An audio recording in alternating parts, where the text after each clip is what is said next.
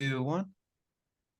All right, Rico, welcome to the Nova University podcast. Can you introduce yourself to the people on the panel and the audience that are listening in right now? Yeah. So I'm Rico, local wholesaler here in Fayetteville, North Carolina. Um, well, investor, shall I say? I've been doing this for about 9 years now.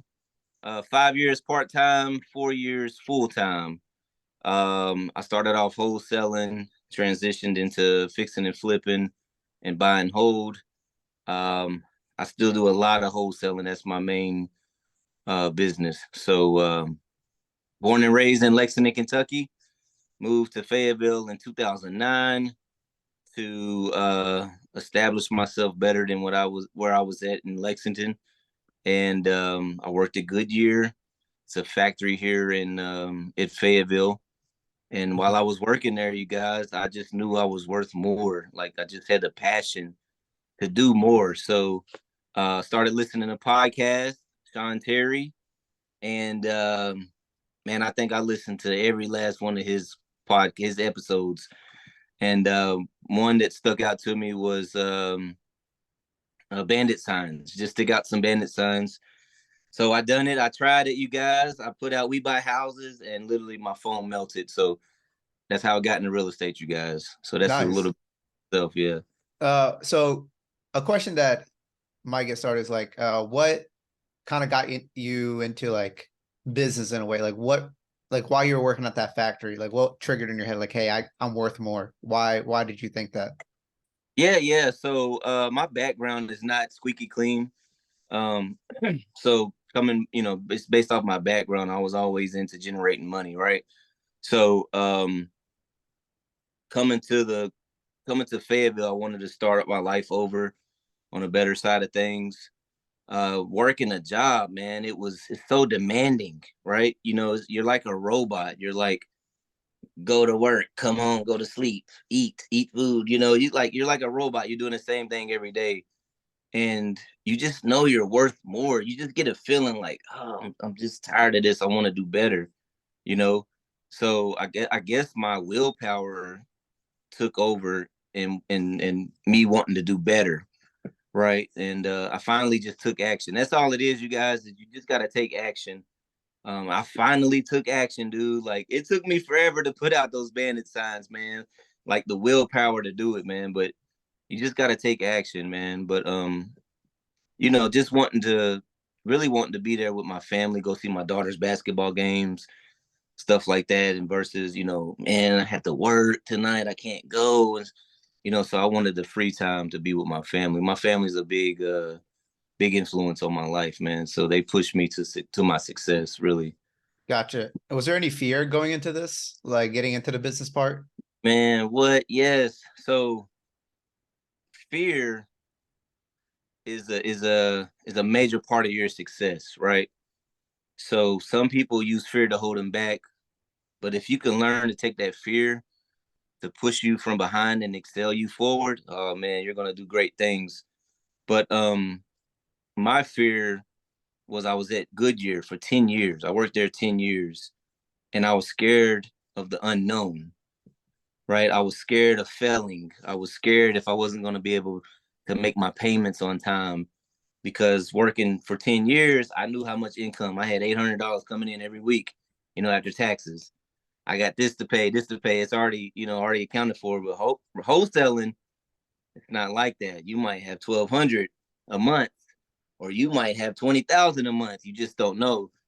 But one thing you got to know to stay consistent with is your work, your grind. So, starting off, you're gonna have fears, but you just got your willpower has to overcome your fear, man. Use your fear to push you through. If you're scared, use that to push you to the next level. So yeah, I was definitely scared, man. Definitely scared. Gotcha. And like, how long did it take until you first made your first paycheck from your business, I guess? Did you have anything set up? So no, like I said, I put out the bandit signs and my phone literally melted. And I didn't know what to do, man. I was in like information overload at that time. Like I knew everything there was about wholesaling, right? But I didn't know. I was like, oh shit, what do I do now? Uh-huh. You know what I mean? So what I did was I called another wholesaler, right? Who happened to be my mentor. Ray K. Leon is who I called. He was doing it for 30 years, so now it's probably like 40 something years he's been wholesaling. I called him up and I was like, "Hey man, I got all these people that want to sell their houses. Can you work with me?" And he's like, "Heck yeah!" So I would bring the deals in and he would close them. So that was kind of like my system at the time while I was working at Goodyear. Now, when I left full time, it was more so me just getting myself together. Like, all right, if I really want to walk away from here, I know how to wholesale. I've been wholesaling. I know how to close deals, but let's get this together in form of a real business to where when I leave Goodyear, I got systems in place and I don't have to worry about a check every month or every week or whatnot. So that was one of my biggest challenges is having a system in place when I left. And don't get me wrong, guys. When I left, I didn't have everything in place. Okay, I was swiping the credit card. I was swiping the credit card for probably a couple of months, man, until I got everything in place. But it's you're constantly learning as you go. You know what you need and what you don't need. So it's just you just got to take action, man. That's all. Just take action, and Now, fail your way to success, man. now, while you're now you've been doing this wholesaling business, do you believe that the area that you're in right now, Fayetteville, is more competitive? And like, do you also believe in gatekeeping some information as well, so that competition doesn't increase? Right. It's definitely more competitive. Um, I think I think Fayetteville is probably I could be wrong, man. It's one of the most stable areas because of military. So I don't believe in gatekeeping Mhm. because you can literally give the information to somebody, but they're not going to do nothing with it. You know Mhm. what I mean? Heck, we watch TikTok videos, YouTube videos, and they're telling you how to fix your credit, but we watch 5 of them and we still don't do nothing with it. So I don't believe in gatekeeping, man. I believe in like helping people. If they're serious, I'd be like, hey, give me a call and help, and I'll help you. But it's definitely competitive here. Like I said, any city with a military base, I would say, is a good place to start wholesaling in, because it's going to be stable. So even like during the housing crash, I think in '08 or something like that, Fayetteville was stable, man. It was good. To my understanding, I came here in '09, but I heard it was still stable. But you got the military that's gonna keep the city afloat, man. So Mhm.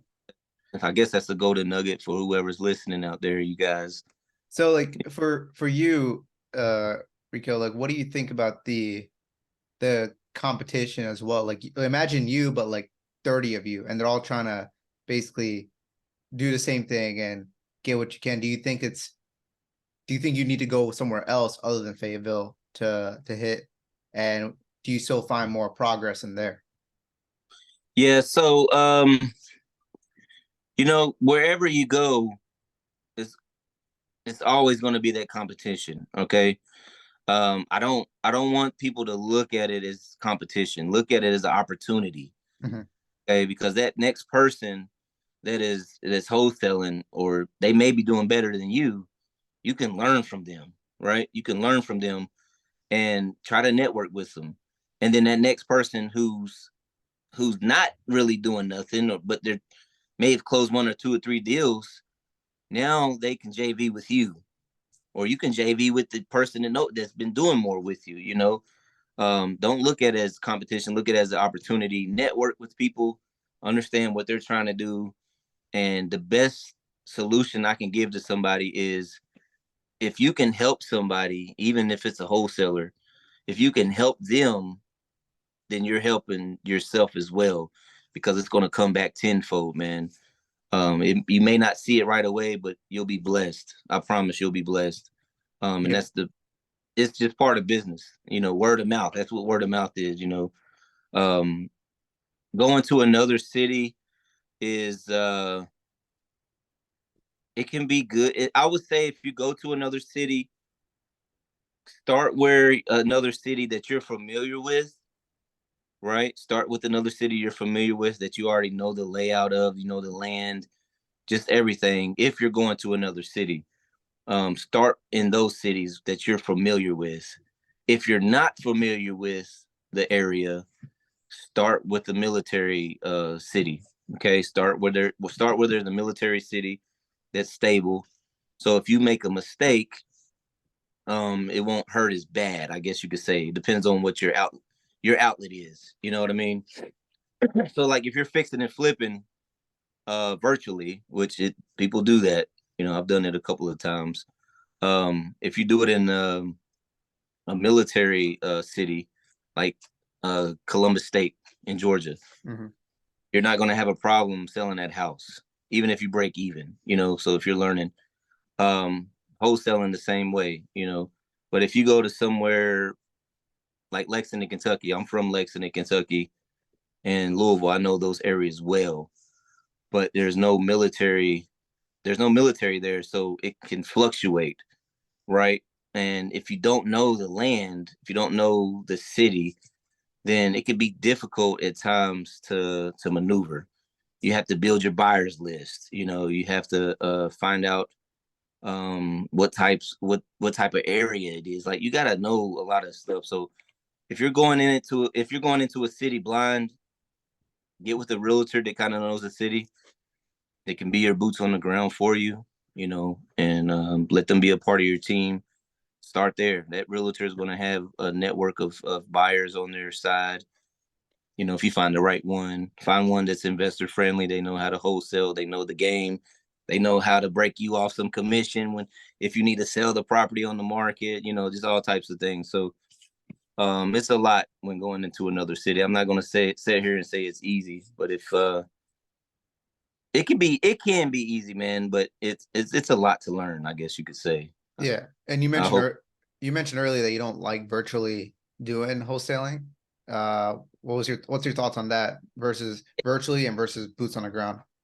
Yeah, so I don't mind virtual wholesaling, but for me, it took time because I didn't have everything in place, okay? Like I wanted to. So I was in like 38 states, man, at one point when we was doing our premier partner program and we was teaching people how to wholesale in like 38 states. So basically what we did was and here's another nugget for you guys, right? The Driving for Dollars app, okay? They have an enterprise package. It's like $3,000, I think, a year or something like that, and you can have like 300 drivers under your account. Okay, excuse me. So what we did was we pushed through our social media, right? YouTube, Instagram. Come join our Premier Partner Program. You know, we posted videos and stuff, and people signed up, right? I didn't charge nobody nothing to sign up. Mhm. Only thing we charged was like you had to buy a T-shirt, right? Because some people were going on appointments, you know, and they wouldn't dress properly. So we implemented like, hey, buy a T-shirt from us. That's right. It was like $20 or something like that. But essentially, we're teaching people how to wholesale. They go out driving for dollars, and then we skip trace and call and text and mail out postcards to their leads. And then when we get an interested seller, um, then that's when you know we set the appointment. The the the wholesaler or the person that's in our program will go out to the appointment and they're learning hands on. They're learning hands on at this point, man.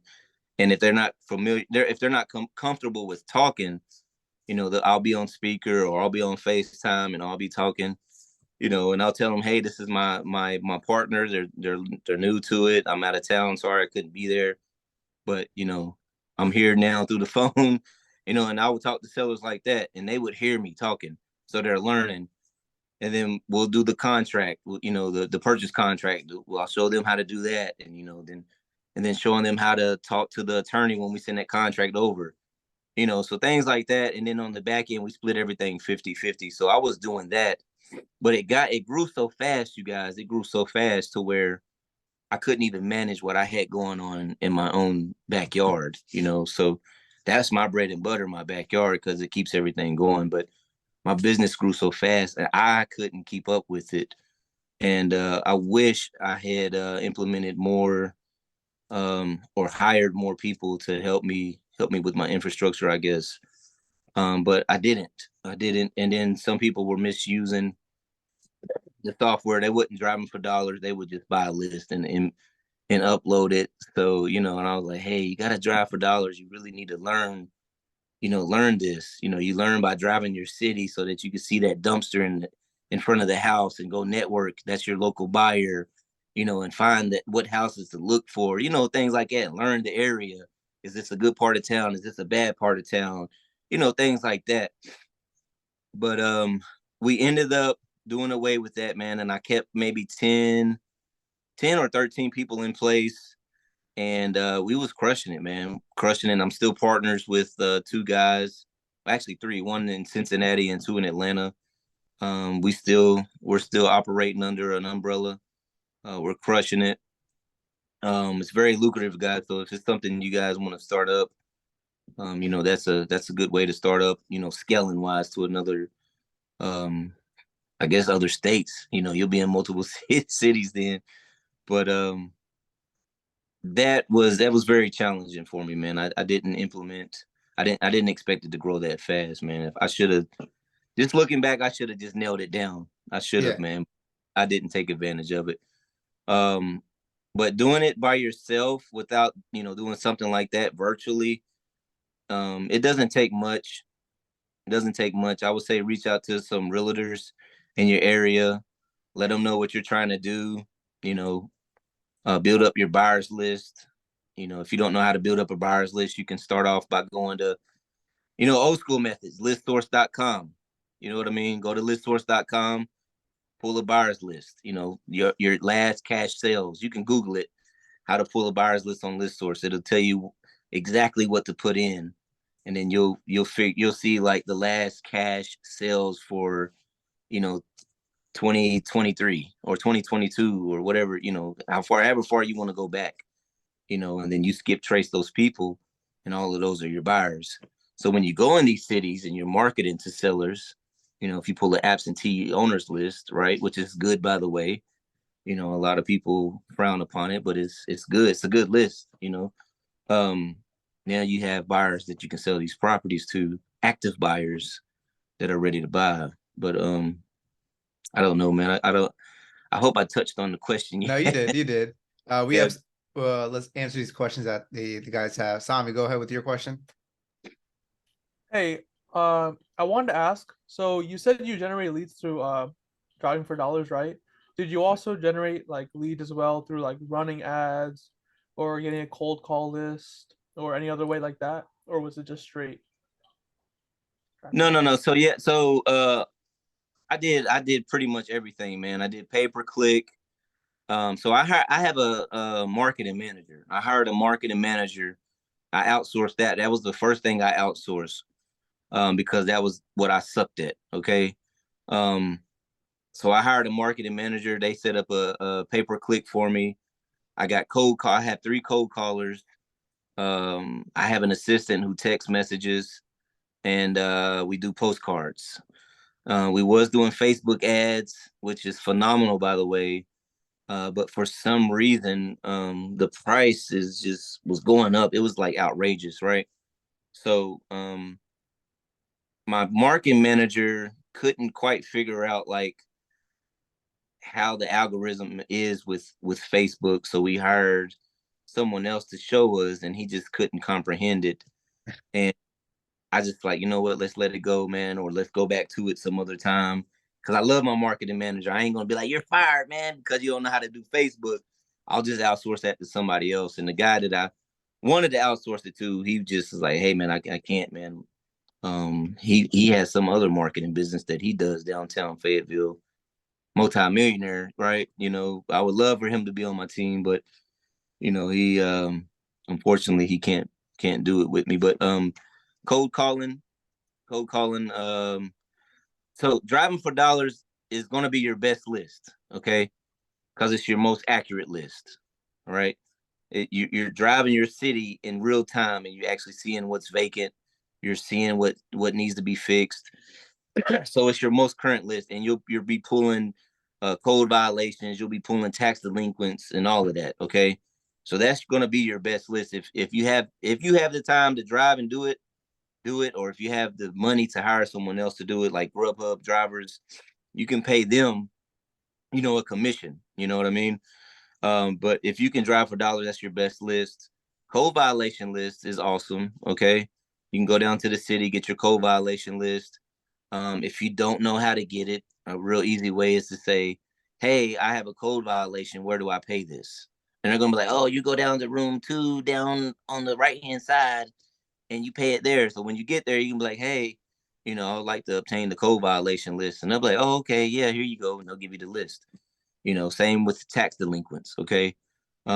Tax delinquents, when you here in Fayetteville, everything is like dinosaur age, right? There's nothing digital here, at least our courthouse, right? So you have to go in person, just seems like, for everything.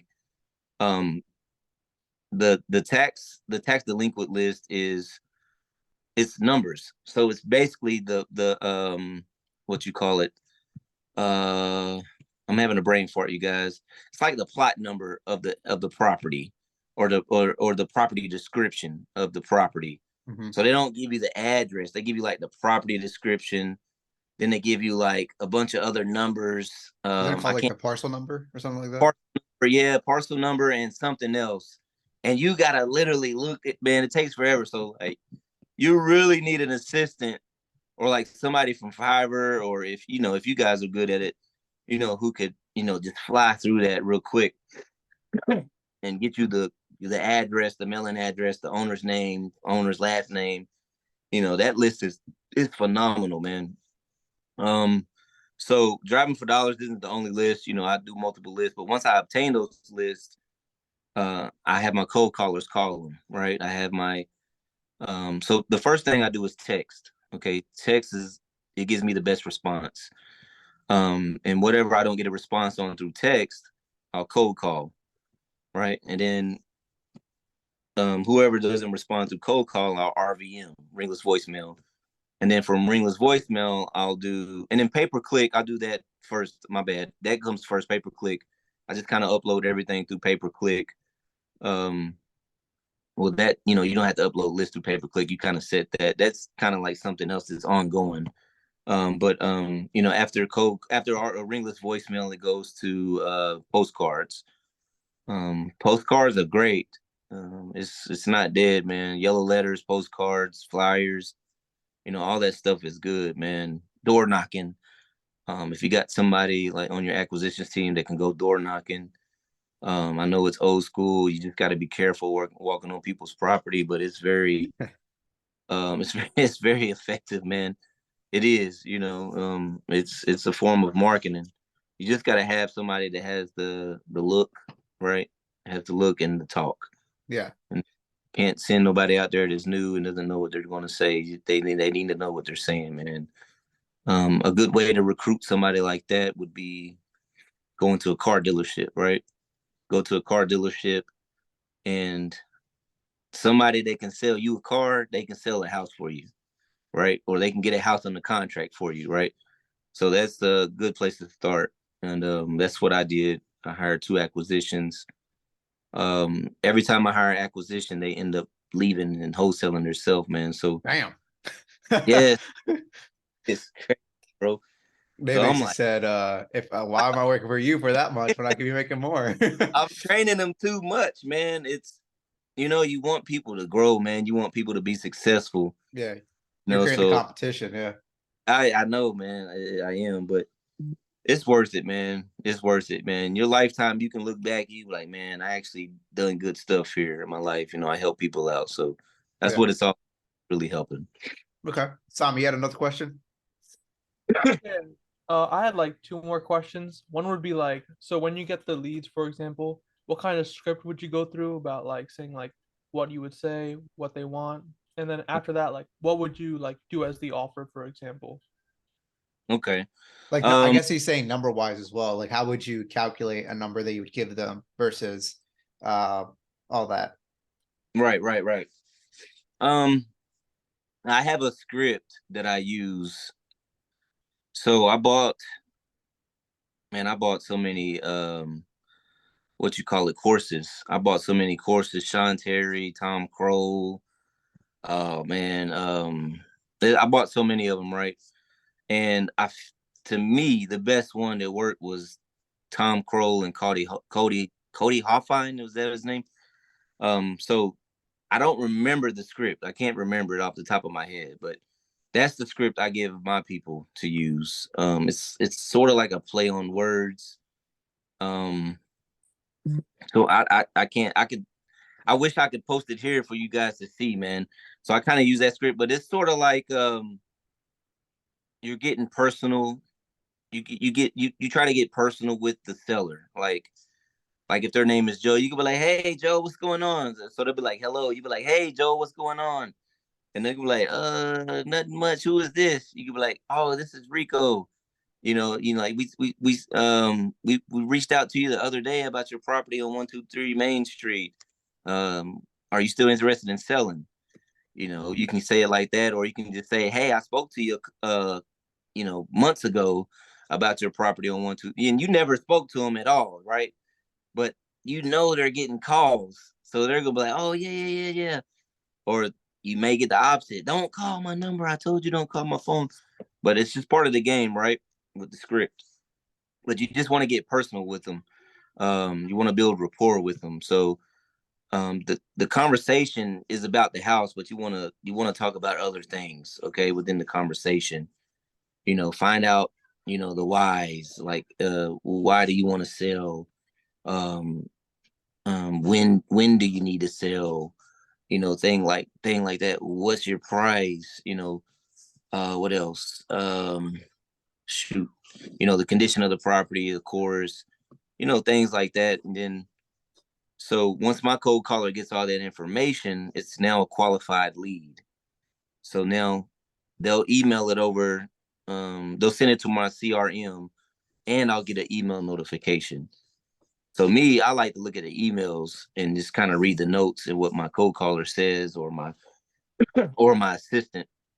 And then when I read it, I'm like, okay, they have the price. They want to move within the next 3 months, blah blah blah. So I'm like, okay, I need to give them a call right away. So I give them a call, like, "Hey, you just spoke with my assistant Carmen. She told me that you was interested in selling. Tell me a little bit more. And you just make them feel comfortable about everything. Explain the process, right? Making people feel comfortable is educating them on how the process works. Okay, not bashing their house and lowballing them and all that crazy stuff. Making people feel comfortable with you is educating them on how the process works, man. So a big pointer for you guys is, when you're speaking to somebody, let them know that everything will be done legally through an attorney. And if they're comfortable with using their attorney, that's fine. You'll pay for it, right? Your end buyer is going to pay for it, though. You know what I mean? Mm-hmm.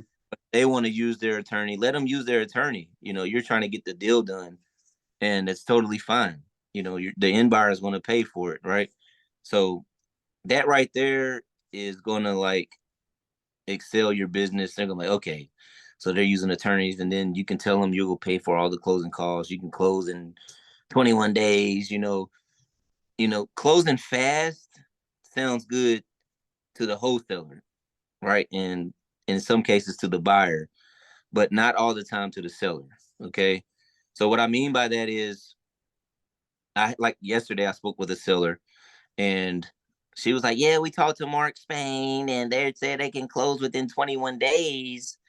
And I was like, "Okay." It's like, "Is that something you would like to do?" She's like, "No, I need time to move." And I was like, "Well, we can give you whatever time you need to move. Just let me know so I can have my money allocated to buy your property." And she only needed a month, and I was like, "You know what? Look, I can give you 2 months. Just as long as you pay the same mortgage you're paying, you can stay there after we close." I said, "But the third month, I'll have to charge you regular rent." She's like, "No, I'll be out way before then." So, just helping people is your key to winning the deal or getting it under contract, and educating people, right? Educating them is the key. Now, how do I come up with my price? Because I like to elaborate. I'm sorry, you guys. how do I come up with my price? Okay, so you got the 70% rule. You times it, take the ARV, times it by 70% and back out. That method's kind of old, right? Because the market's changed. So what the way I've always done it is you have your cash buyers, right? But within your cash buyers, you have real cash buyers, and then you have cash buyers that you like use like hard money loans or private money. Okay. Now these people, they're going to need at least 30 days to close. Okay. And they're going to have to pay a fee on borrowing this money, whether 9%, 10% to the hard money lender, whatever the case may be. So you have to know your buyers. You have to build rapport with your buyers and know if they're using their cash or if they're going to use a hard money loan or whatever. So let's just say you have a house, just to keep numbers even, $100,000 house, right? ARV is 100,000, right? The house needs $20,000 worth of work. You go look at it, and you're looking like, oh, okay, it needs a new roof, needs HVAC, and that's about it. I don't know. I'm just keeping it simple, right? So it needs $20,000 worth of work.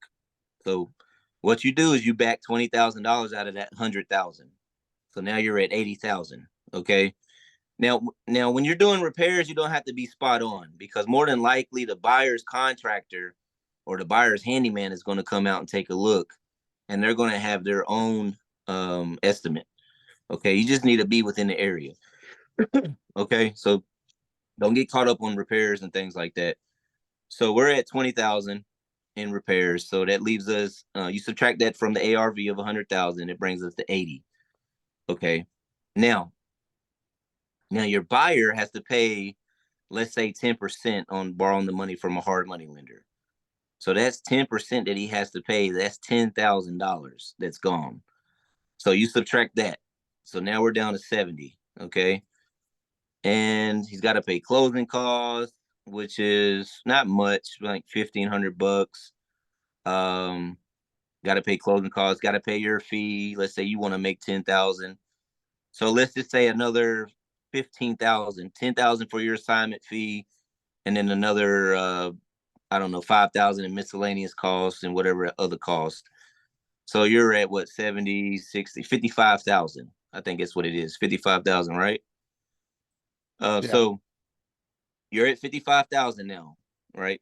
So you have to get that under contract for 55,000 in order to make 10,000, right? If you get it under contract for 60,000, you just cut into your $10,000 spread, and now you're making only 5,000. So if you're happy with 5, that's fine. But kind of reverse the numbers and know what your buyer has to pay, so that you can get it under contract at a good deal and make it work. Yeah. Don't play the guessing game. Just ask them straight up. Be like, hey, are you going to use a hard money lender? And if they ask why, you can just be like, hey, I think the seller's negotiable on price, but I need to know what I'm factoring in. I don't know if you're going to be paying $20,000 in repair. Like, ask them how much do you see in repairs here? Some buyers are going to hide, man, this is like $60,000 worth of work, and it's just cosmetic. So you got to kind of know who you're dealing with. Not all buyers are good buyers, right? Or good people, shall I say. They try to get the best price. But just kind of build rapport with people. Just be honest. Be honest with people is what I found to be best. It's not good to lie, because you can't keep up with lies, right? At least I can't. So, um, so just keep it honest with people. I tell people what I get it under contract for all the time. I'm like, hey, I got this under contract for 55,000. I want 65,000 on this, man. If you can give me 65, I think you can still make this work. They'll be like, can you do 60? You can be like, no, man, I need to do 65. So if you have a buyer, they're going to negotiate with you, be like, hey, and you want 65, be like, hey, I got it for 55, but I need 70 on this. I need 70, and they're going to come back, and then they'll come down.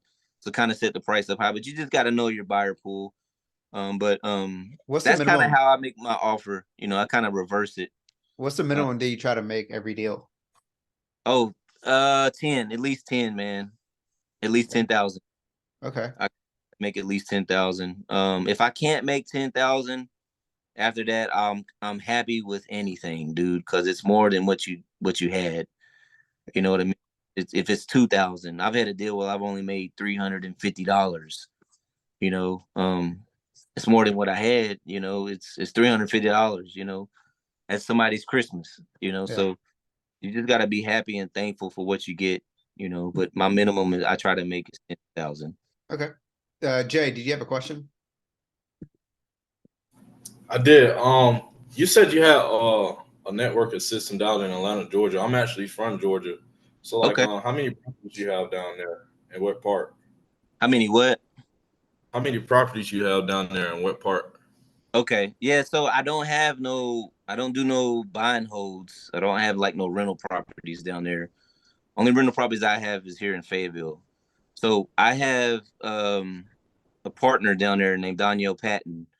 He's a he's a handyman, right? His sister's a realtor. So they joined the Premier Partner program that I had at one time. They were driving for dollars or whatnot. And at one time, you know, he was short on money. He was calling me asking, like, hey, how can I raise money and all of this stuff? And I was like, man, I'm not no expert on raising money, but you know, here's some lenders and things like that. And I was like, well, how much are you needing? I think he needed like 15,000.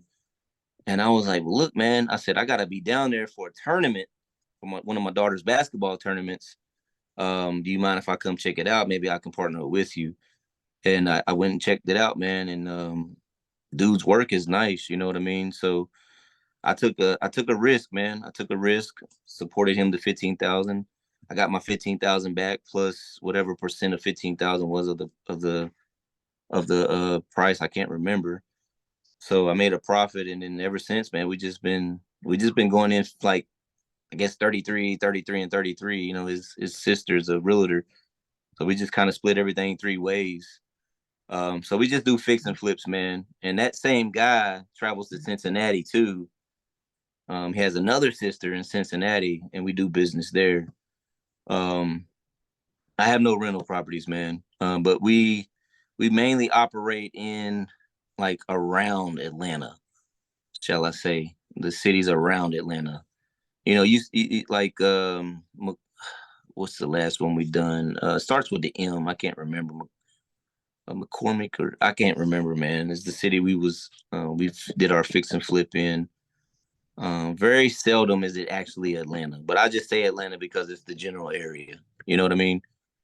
But like everything's within 20 to 40 minutes drive within Atlanta, you know? So that's the area we operate in. Um and Cincinnati. Yep. Okay. Uh, Appreciate it. was there I know a lot of people they get uh when they start wholesaling, they don't, since they're not working a W-2 job, they don't incorporate the tax part at the end of the year. How much Mm, would you recommend to mm. actually save after each, like let's say you made 10,000, do you like be like, all right, 40% of this is gonna be towards taxes at the end of the year, so cut out 40%? Like what do you do to actually battle that? Yeah, man. So gosh, bro. Like when I first started out, I think for the first 2 years I didn't file my taxes, man. So I was scared to file my taxes, man. I don't know why. I was just scared of IRS, bro. But because I didn't file, I got penalized, man. And you get in trouble for not filing, so you're paying on the penalties for not filing, you know. Mhm. So and I think I took out a loan from my 401k. I didn't pay it back, dude, just to try to get started, you know, all this stuff. But what I can say is if you can, right? Because a lot of people get the money and they go buy. I'm part of it, right? You get your check, you like, oh man, we going out to eat. I'm gonna buy new shoes. You pay your bills, you know, you get your business together, and then next thing you know, you like, dang, I need another deal. Like, oh my gosh, you know. So if you can, like 40% would be great. You know, I would say 33, but between 33 and 40%. If you can put that up for your taxes, it would be super awesome. Um, I pay my taxes quarterly. I'm an S corp. It took me a while to get there, dude. No lie. It's everybody's learning, man. You know what I mean? You Yeah. have a business, you're operating as an LLC, but you mix your personal. I was mixing my personal with my business. And because I was mixing, and what I mean by that is I was paying my electric bill out of my business. I would buy my shoes out of my business, or whatever. I'm swiping a business card for my living lifestyle, So you're mixing your personal with your business. And because I was doing that, I couldn't file as an S corp. So when you file as an S corp, um, your business pays you. So Prominent Home Ventures pays Rico Brooks. So I get a check from Prominent Home Ventures. I own the business, but now I get a check. And then out of this check, I pay my personal stuff, stuff like that. So every quarter I pay taxes. I have a CPA who manages my books for me. I pay $250 a month, $250 a month. It sucks, man. I hate taxes.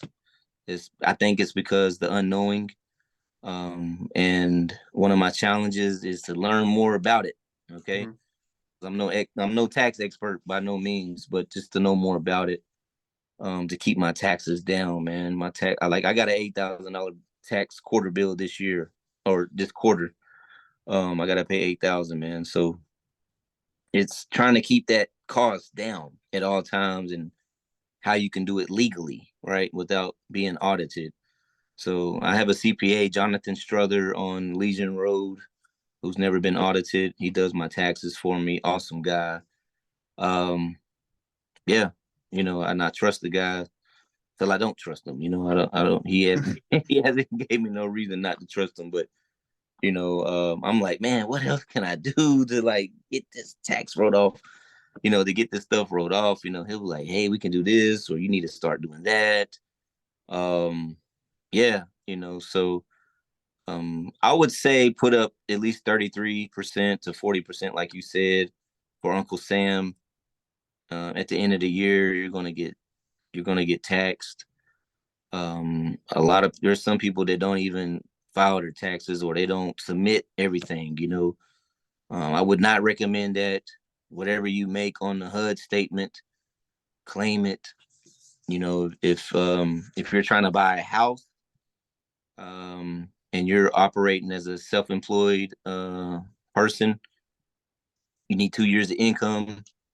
So let's say you've been in business for 1 year, you try to buy a house, it's not going to work unless they change the laws, and I don't know.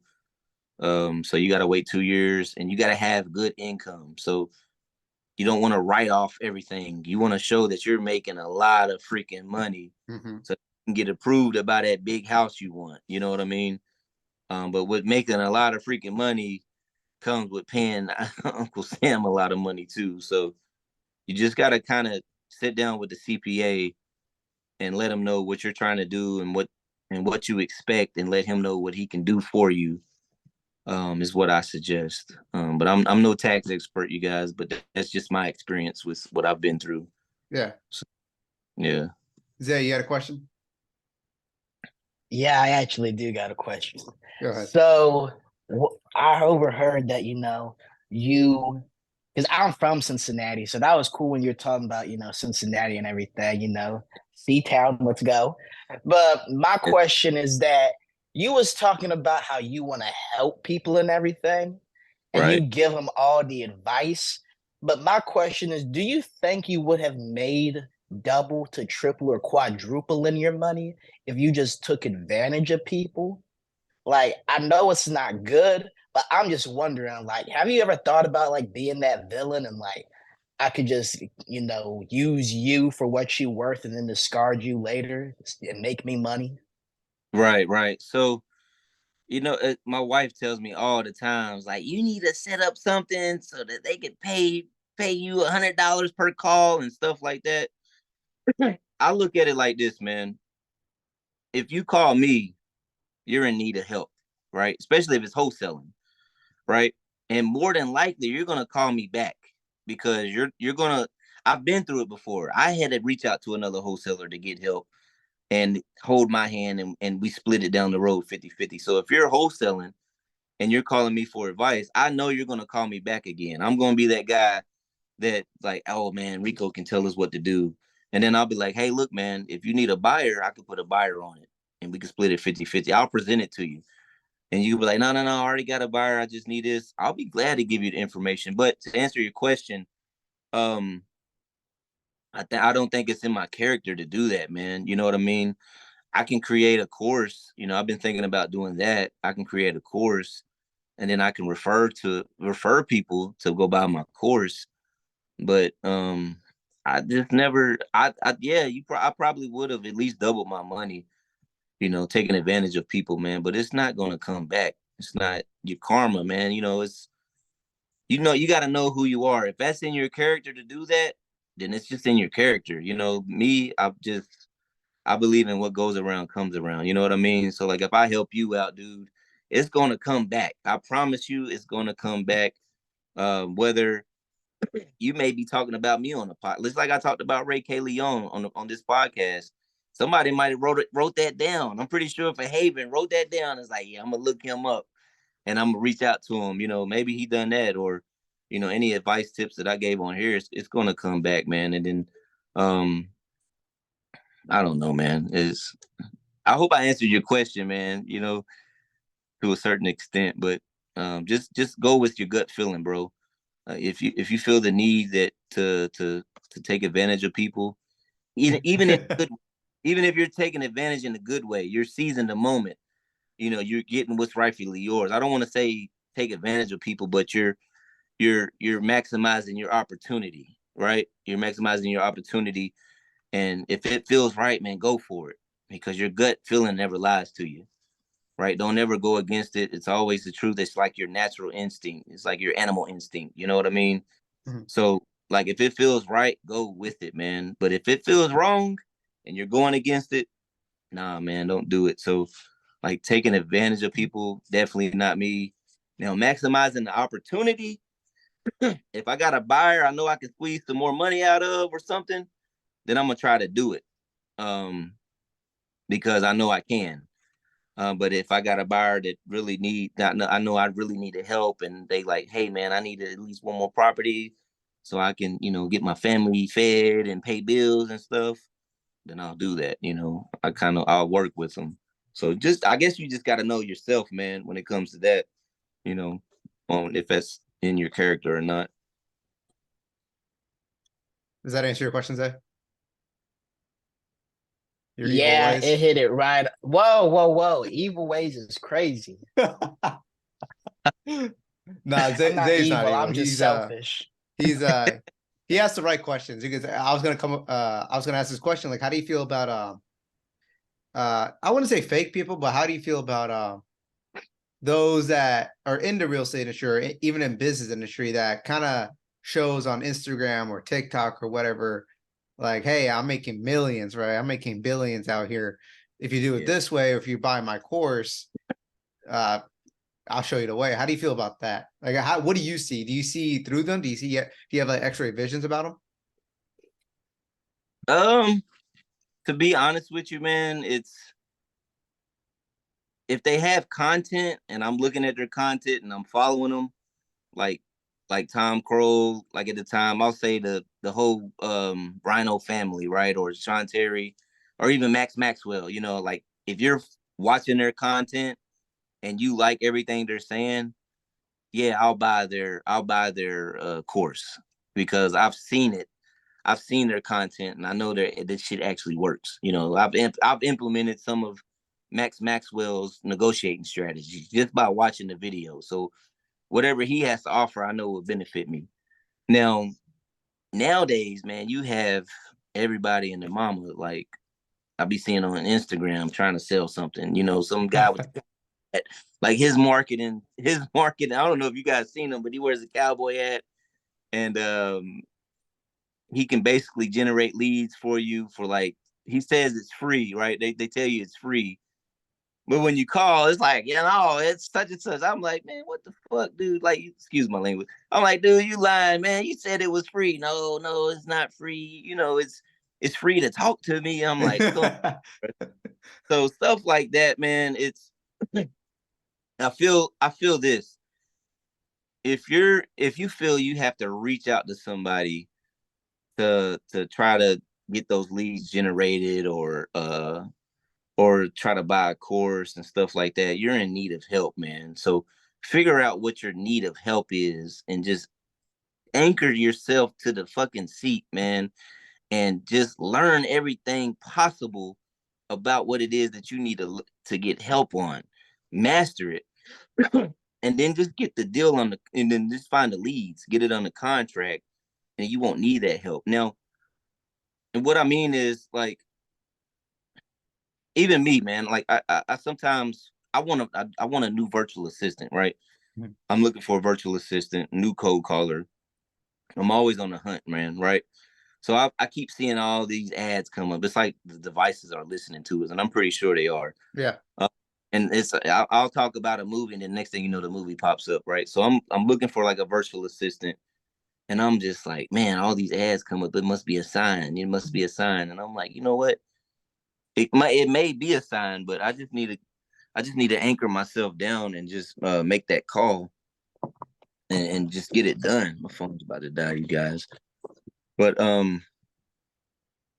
yeah, let me charge me up. Yeah, you can charge real quick. I got you going. All right. And Zay, you got a question? Anything? Okay. All right. My bad. No, you're good. Oh, All right. Sami, you had a question first. Go ahead.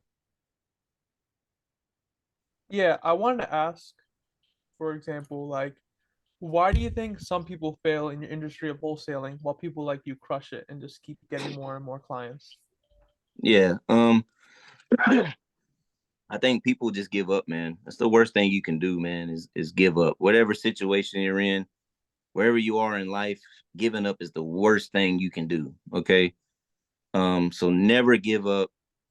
People don't see the immediate results, right? Some people don't see the immediate results and they just like, you know what, this don't work. And they're trying to find the next thing that can generate money. As far as me, I think I was kind of destined for this stuff. Like I said, my background, okay, I'll just tell you guys. So before I came to Fayetteville, I lived in Lexington, Kentucky. I'm in high school, I'm selling drugs, right? Mhm. And I was damn good at it. Dude, I was selling a lot of drugs. I was selling a lot of weight. And I generated up to like $500,000, just selling drugs. Damn, Yeah, man. I was man, doing it big. you're the I was wolf of doing it. where are you from again? Rico? I was in Lexington, man. So like around 2003, 2004 was like my high peak, my high points, 2005 and stuff like that, man. It's I was getting a lot of stuff, man. I end up getting caught, right? I end up getting caught. I got caught with a kilo, right? A kilo of cocaine. I did 5 years. I did 5 years federal penitentiary time. And while I was there, man, I was in prison with like everybody, dude. Like that was around the crash of the market from oh Oh, 05, oh 07. 06, oh 07, oh Yeah. 08. So man, I was locked up with bankers. I was locked up with freaking real estate moguls, like you name it. You know, I was in a low, so I wasn't in like a hardcore place or nothing like that. I was in like Camp Cupcake, I guess you can call it, man. I was locked up with a guy that was a billionaire, bro. His name is Arthur Hawkins. You can look him up. He owned some kind of battery company. He supplied batteries to the vehicles that we drive. So he had contracts with like Nissan and Lincoln and all these places. But dude was filling up like half of the batteries, right? And got caught. And he did like 10 years prison, dude. So like this rich guy's in prison getting his feet rubbed by other men. I'm like, it was crazy, bro. Right. But I learned about real estate. I know it's the worst. I know it sounds bad, man, but I learned real estate in prison, right? I was taking a class and this dude was teaching it, and I was just like, dang, I was like amazed by it. So when I got out, I started working a good year, kept my head down. I'm with my family. I'm like, I got to do right, man. And I was like, I still want to do real estate. Being at my factory made me want to do real estate, bro. So like, um, that's my story on that. What was the question? What was? Sami, you asked the question, right? Yeah, what was Yeah, your? I was asking, saying like, what? Well, you already answered it. It was saying like, Okay, what okay. Why allows people people? fail and some Yeah. people. Yeah.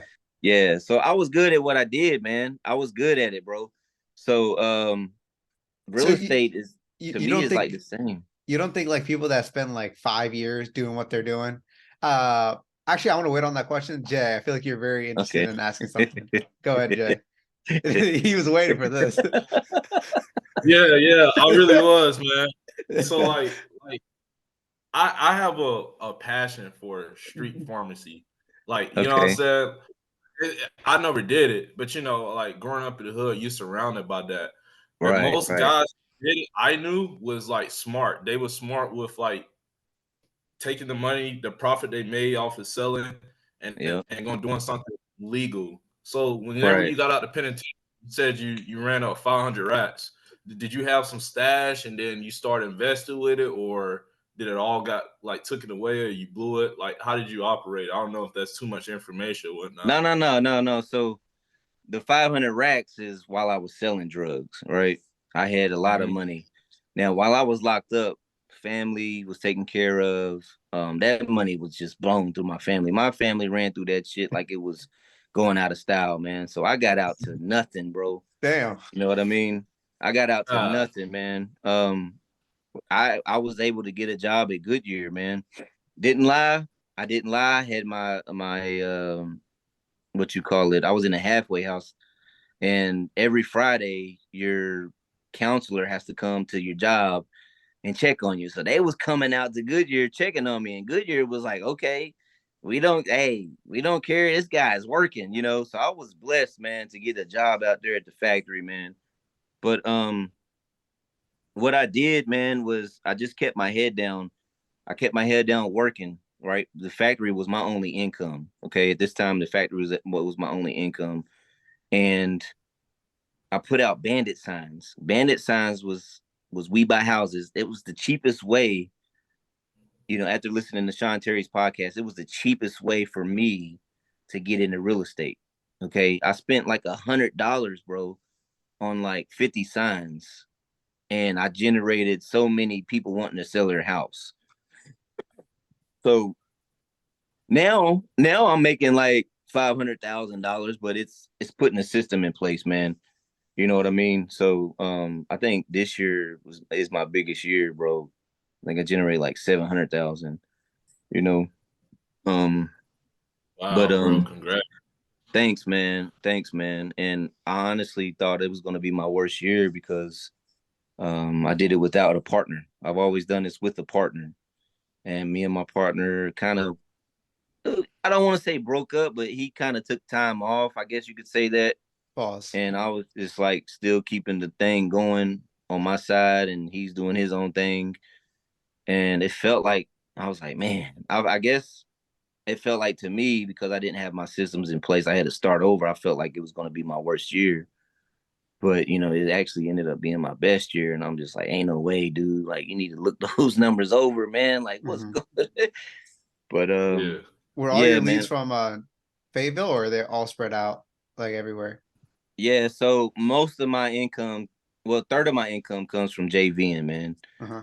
So just helping others, word of mouth. Like I landed a deal off of Lineable. I seen a guy on there and was like, "Hey, I got a house I'm trying to sell." I was like, "Yo, contact me, man. Let me see what the house looks like." And I'm trying to fix and flip a house with a partner of mine, and numbers ended up being too much for me, so I just wholesaled it to my partner. So just JVing. A third of my income comes from JVing. Um, most of my income comes from Fayetteville, right? I would say close to another third, maybe come not even a third, maybe 15% comes from Atlanta and Cincinnati.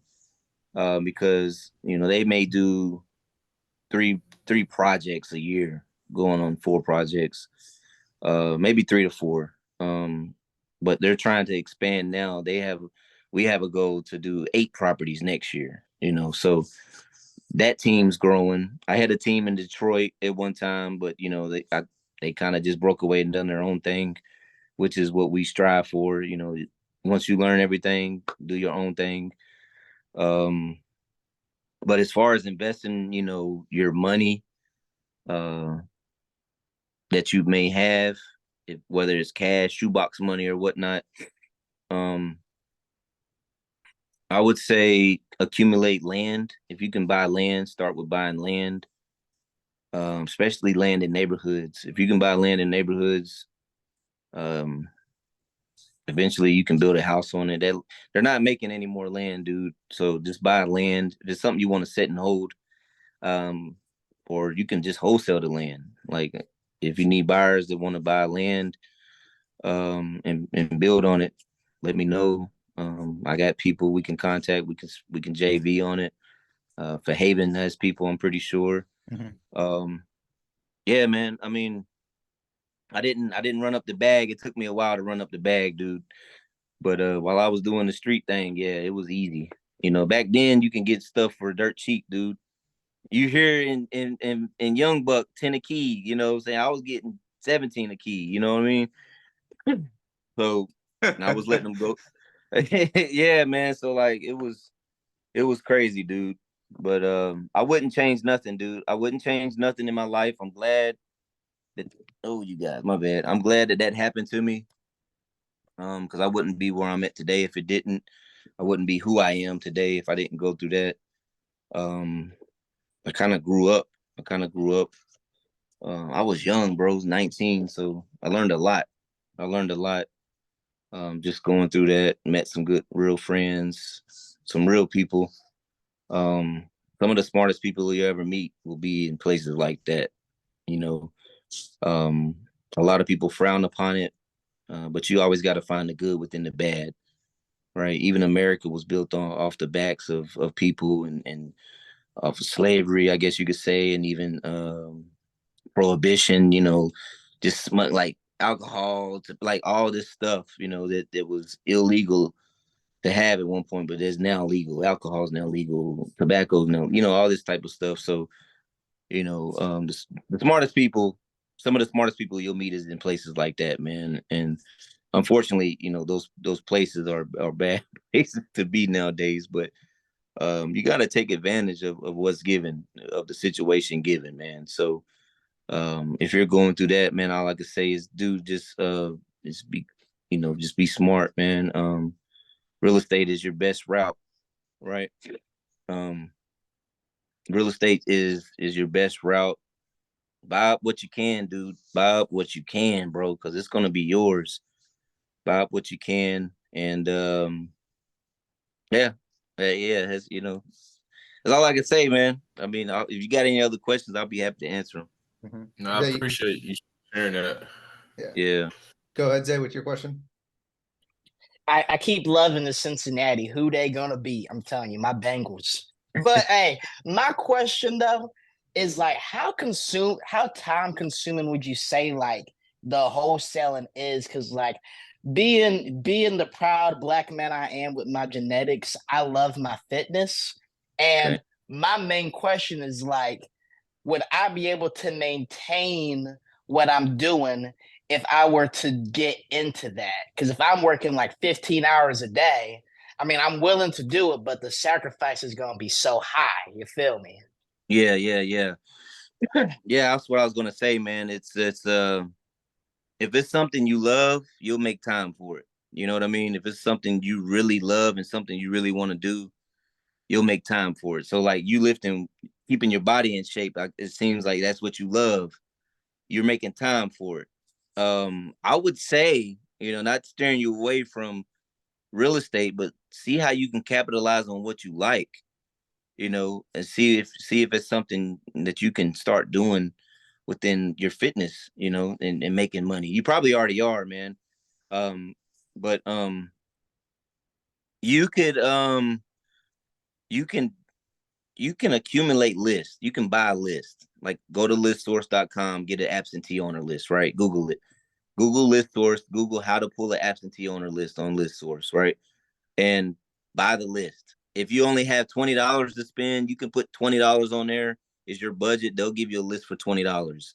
If you have $3,000 to spend, you know, you can put $3,000 on there and they'll accumulate a list, you know.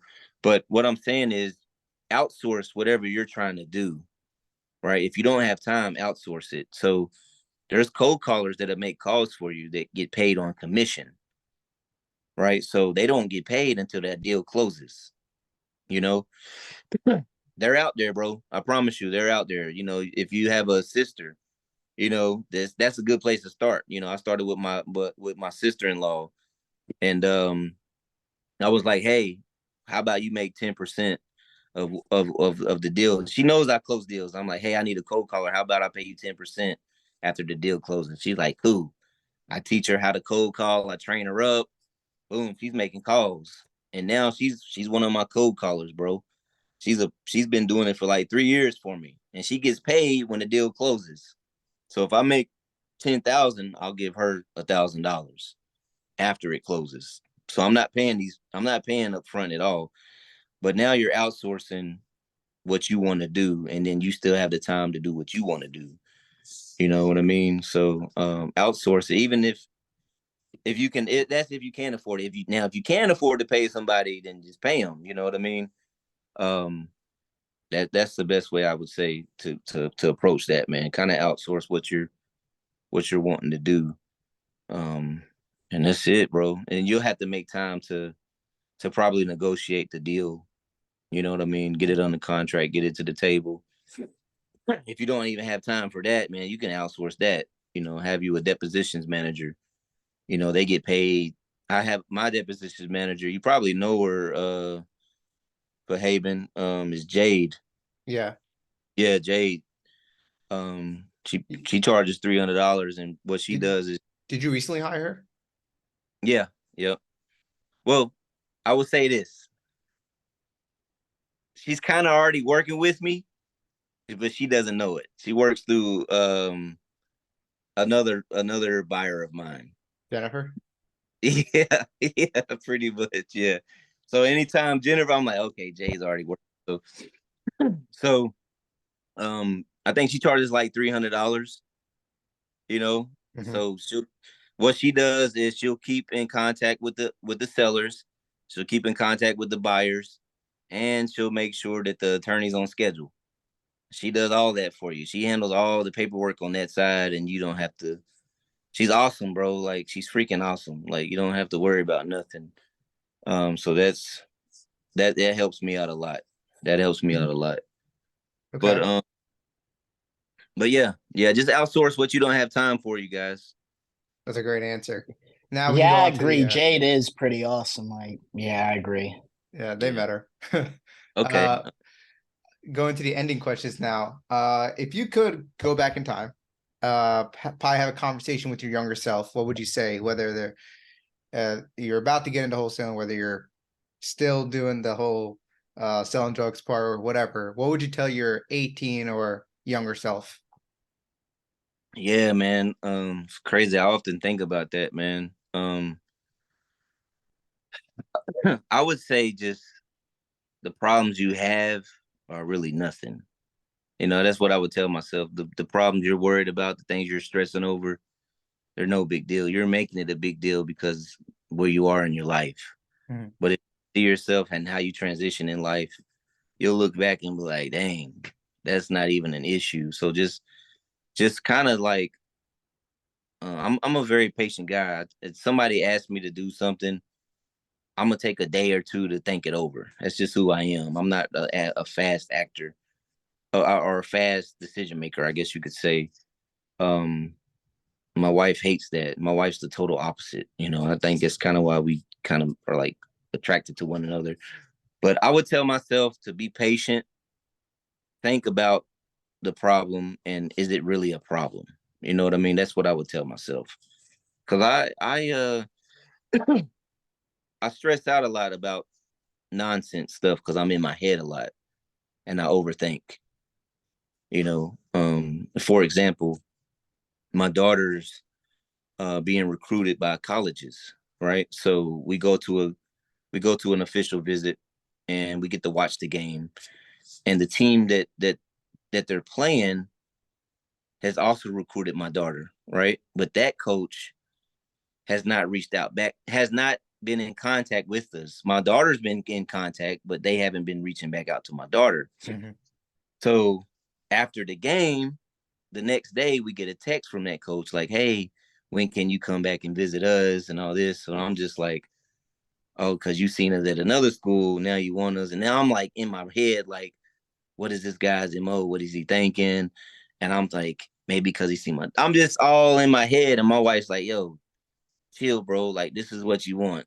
He wants you to come on. He wants your daughter to come on a visit. Like, why are you tripping? And I'm just like, I am. I'm just in my head. So a lot of times you, a lot of times you're your own. You self destruct yourself because you're in your own head, right? So what you think will present itself. I can't explain it. So what is the saying I'm trying to say?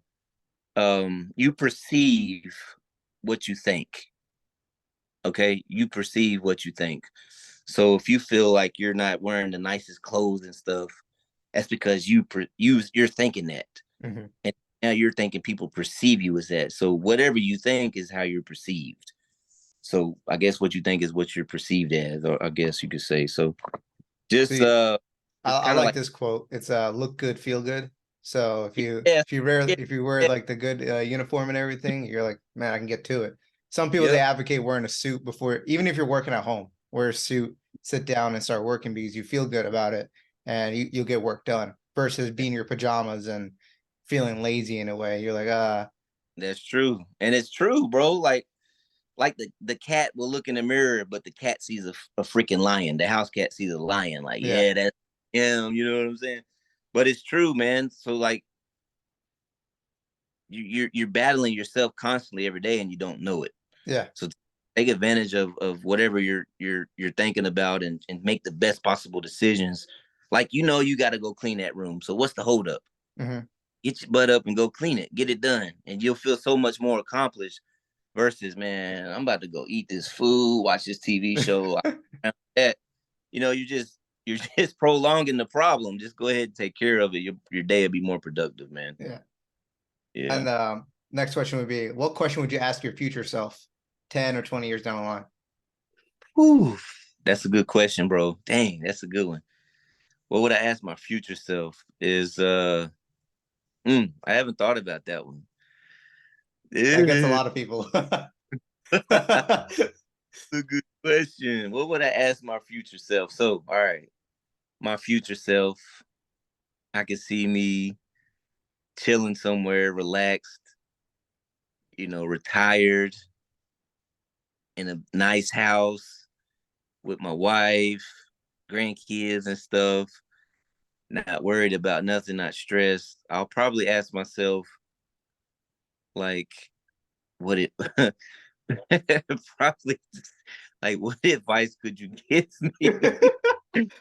What advice could you give me, man? Or how did you get there? How did you get at this point? I would want to know that. Like, what, I don't know. I'm weird, man. Like, how did you get here? I want to know, how did you get to this point in your life?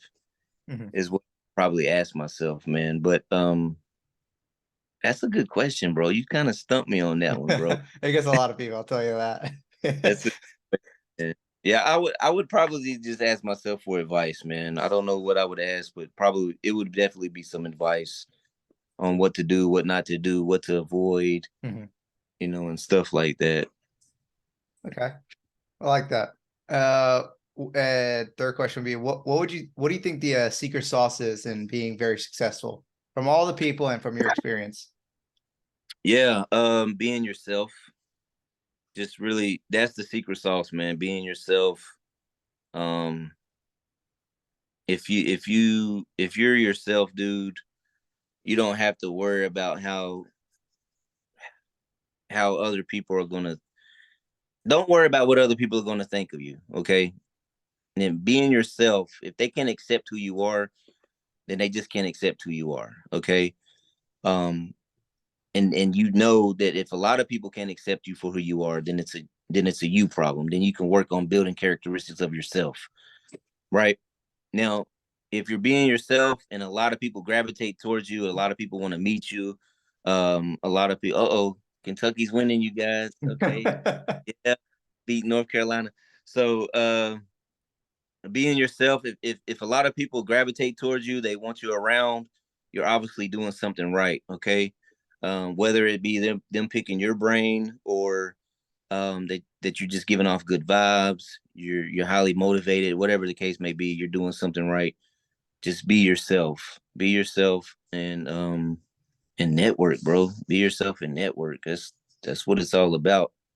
You know, the more people know about you, the more opportunities you have. And the more opportunities you have, the more opportunities you have to make money, right? Yeah. Just be yourself. It'll take you a long way. Don't ever be fake. Don't ever try to do something that's not you. It won't work. It won't work. Just be yourself. I like that. Is there a quote that you live by?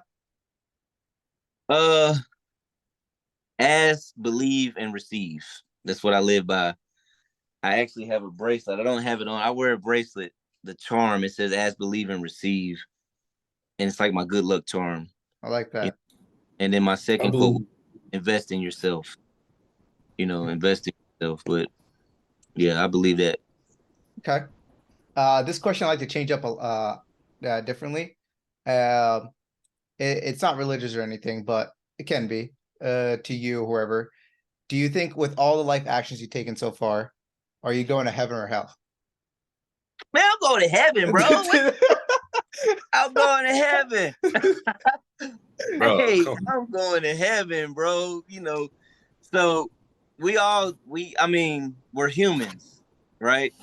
And man, that's a deep question, bro, that you asked. So it's all in what you believe too, Yeah. man. So like I'm not I respect everybody's religion and beliefs, but I'm open on everything. I like Yeah. to learn about everything, I got a brother who's Hebrew Israelite. I learned so much from him, bro. Just listening to him, dude. Like, my goodness, And then a good friend of mine, they're into like chakras, and I thought it was just like the bracelets, but man, they started breaking stuff down and how it, like where heaven derived from, where hell derived from, where mint what's the part? I can't even think. Mint means brain and element or something. It was crazy, bro. Like they was breaking it down.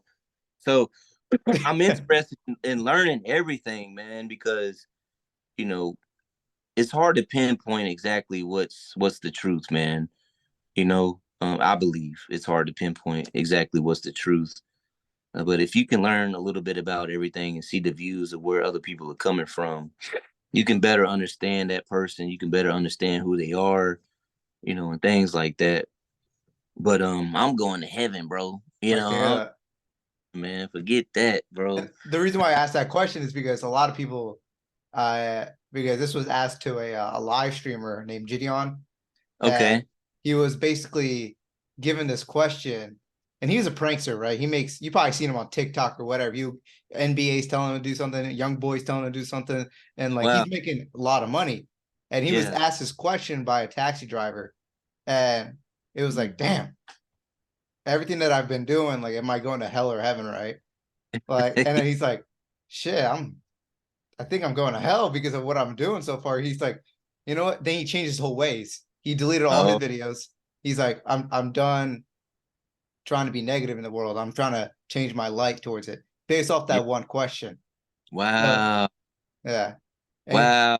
That's awesome, bro. yeah, he changed his ways into like doing more good. And he's one of like the biggest people that are kind of like pranksters, right?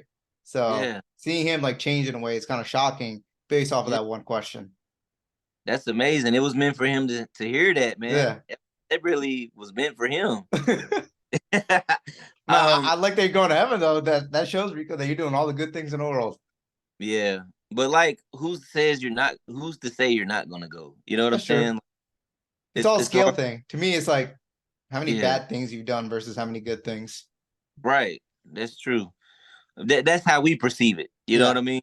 That's how we perceive it. Ah man, the bad thing I've done, I put it behind me, and I've asked for forgiveness, and I felt like, man, the way I'm living my life now, man, I don't live with no regrets, man. I do everything honest.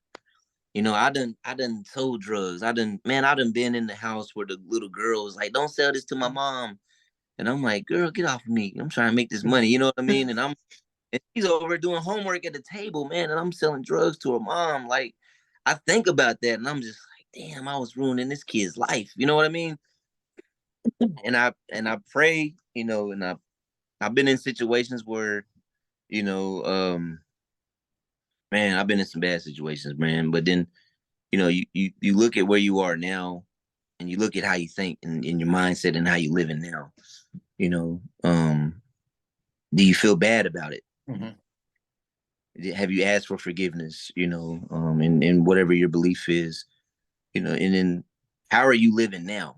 Are you moving forward in the right direction? Are you living in the right direction? And I done cheated on my wife. I done did it all, bro. I got a story to tell, man. You know what I'm saying? You're human. You're human, and you're gonna still make mistakes. You're gonna accidentally, hit the gas pedal when you should have hit the brake or something. Yeah. You know, stuff happens, bro, but it doesn't make you a bad person. You know what I mean? You learn from it. We learn from our mistakes, and that's how you grow. So just take the opportunity to learn from your mistakes. You know, and everybody has their desires. Whether it be good or bad, everybody has their desires. You just gotta have balance, man. It's all about balance, I believe. So I'm not here to preach to the choir No, you're either, man. good. Keep I'm done. talking. The second to last question would be like, what would you like to tell your daughter? Let's say she's listening to this 20 years later. She's in your position. She's your age. What would you like to tell her? Woo. I tell her stuff every day, so this is easy to answer, bro. Go ahead. I would tell her to focus on her. Is she my age? Yeah, your age. Exactly Oh, your age. okay, so I'm 37. So damn. Okay. So we already passed that. What would I tell her my age? I would tell her to to stay focused, right? Because this is what I'm dealing with. So I will tell her, right? Stay focused, know your path, and execute. Stay focused, know your path, and execute. Still to this day, man. That's I have to tell myself that. Because you get complacent at times. I'm home all day, you guys. I'm home all freaking day. I don't work out. I need to be working out, man. I'm the laziest dude you ever see, man. Um, and I need to do a lot more. I could be doing a lot more, right? So I would tell my daughter, know your path, and just execute, man. Just execute, dude. You know, Mhm. I tell her that. I like that. And I want to add this one more question. Is like, what are some like books or podcast or anything else you would recommend for people to learn either wholesaling or business or whatever that you learn from that you're like, you know what? Don't look at these, look at these. What would you Yeah. recommend? All right. So if you're trying to learn how to wholesale, okay, I grew up on Sean Terry podcast. So the Flip the Freedom podcast. He's Mhm. more of a motivational speaker per se, teacher type person. So like he'll motivate you to where you're like, man, fuck this shit. I'm about to go wholesale 30 houses, bro. Let's go. And then you're like, well, how do I do it? You know what I mean? So he won't give you that part. You gotta listen to like you gotta educate yourself with that guy, but he'll motivate the heck out of you, bro. So if you want motivation, listen to that guy. Tom Crow and Cody Hoffine. I think your boy Dash from The Incredibles is what they call him. I can't remember his name. He's with Damn G and the Sub 2 guy, whatever his name is, man. I don't watch much of it. They break it down, man. The Rhino family, the Talk to People guy, whatever his name is. Listen to his podcast, watch his YouTube videos, man. Pull out the information. What I've learned with these courses, they're giving it to you in the videos. It's just not in order. Mhm. Okay, so I challenge you to learn the orders. Learn every order it is to wholesale. If you don't know how to wholesale, learn the orders. Like learn the step by steps. Once you learn that, just listen to podcasts, watch videos of Max Maxwell, of Sean Terry, the Rhino guy. Man, I can't think of the guy's name. Brent Daniels. Watch Brent Daniels, and put everything in order on paper. Write it down on paper. Once you put it in order, step by step, on what you need to do to execute the deal, then you're good to go, bro. You don't need to buy a course because that's all they're gonna do for you. I would say buy Tony the Closers, 21 ways to negotiate. I think it's what it is, 21 ways to negotiate, yeah, or something. So I felt like I needed to evolve my game around the negotiation piece, because when I went, and you guys will get to it if you're not already, when you're wholesaling and you're in front of that seller, the last thing you want to do is say, "Hey, I'll call you back tomorrow and I'll give you my answer." Okay? You don't want to do it over the phone. You want to get it to where you closing that deal right there on the spot. Okay? That's where you want to be at, because if you're calling on the phone, somebody else is calling on the phone. Okay, even though you went and seen the property, you want to, now sometimes you have to get back to them. Just how it is, but you want to close that deal right then and there if you can. So Tony the Closer's book, it's 21 strategies, I think. 21 closing strategies. It's a PDF format. I'll share it with you guys if I can. I don't know how to do it. I don't. I promise you, I will. If for Haven, I'll send it to you. You can send Okay. it to everyone. But it helped me out with my negotiation Uh-huh. in person. You know what I mean? And then once I read that book, and I mean I read it, dude. I studied it. And once you're confident enough to negotiate with the seller in person, then you're good to go. Watch videos, watch negotiating videos on YouTube. You can even listen to it, but I like to watch it because it's more than just listening. You need to see like the facial reactions. You need to see, do they have their hands in their pockets, or do they have their hands up like this?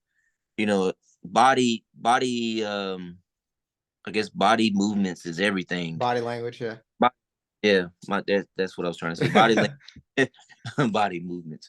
Body language is everything, man. So really that's what I honed in on. I felt it was one of my weaknesses, and I honed in on it, man. And Tony the Closer's book helped me out, and then I would say Max Maxwell, watching some of his videos helped out too, as far as negotiating and just understanding how it is. It's just being yourself. Max Maxwell, he's just cool, nonchalant type guy talking, and he's just got to be confident in what you're doing. That's all it is.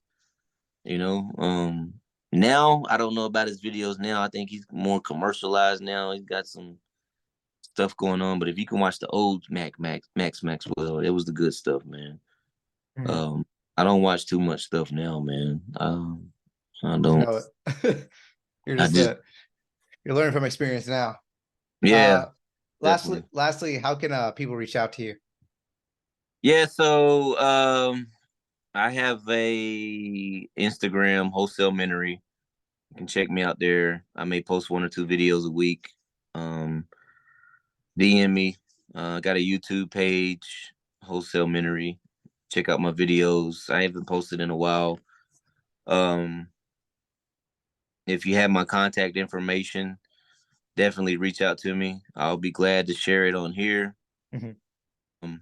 My business number is 910-813-1969. My personal number is 704-956-3363. Okay. You can reach out to me there. My email is phv.realestate@icloud.com. I'm old school. I love to talk. I'm not a big texter. Unless we're closing deals, then I'll text. But yeah, I prefer to talk on the phone, I guess you could say. No, that's But good. that's information. You can reach out to me like that. Hope everyone knows if you're selling your property or whatever, give Rico some more business. Yeah, for sure. Let's do it, y'all. Let's do it. Again, we appreciate you coming here, Rico. Man, I appreciate you having me, bro. Thank you, man. No problem.